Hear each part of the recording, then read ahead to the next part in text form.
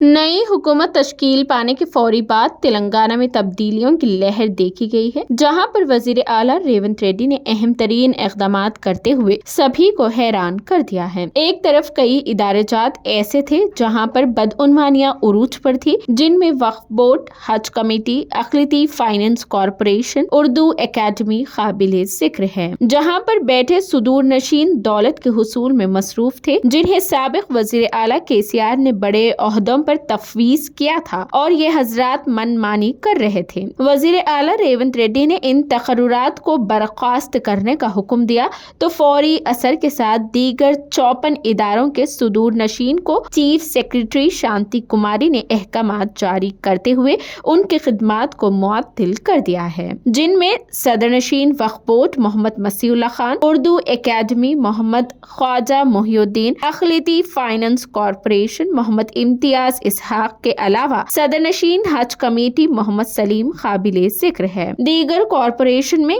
State agro industries development corporation, seed development corporation व दीगर इदारों के सुदूर नशीन को बर्खास्त कर दिया गया है। नए अहकामात हुकूमत की जानिब से बहुत जल्द जारी किए जाने के इम्कानात पाए जाते हैं।